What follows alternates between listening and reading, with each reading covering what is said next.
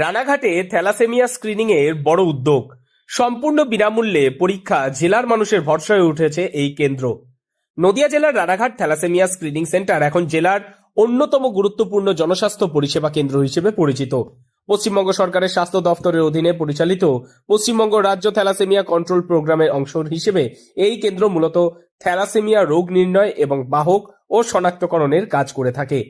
সরকারি নির্দেশ অনুযায়ী জেলার প্রতিটি ব্লক স্তরের হাসপাতালে রক্তের নমুনা সংগ্রহ করে এই কেন্দ্রে পাঠায়।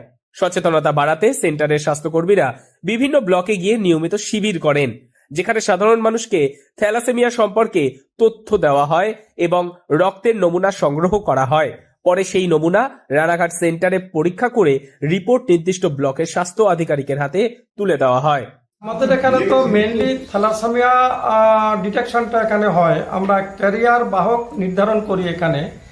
তাহলে অ্যাজ পার গভর্নমেন্টের নির্দেশনামা অনুযায়ী নদিয়া ডিস্ট্রিক্টের ব্লক লেভেল হসপিটাল থেকে antenatal mother and অ্যাডোলেসেন্টদের blood sample আমরা কালেকশন করে নিয়ে এসে আমাদের গাড়ি যায়, বিএমএসরা প্রোগ্রাম শিডিউল রাখেন, বেনিফিশিয়ারি ওরা জোগাড় করে রাখেন।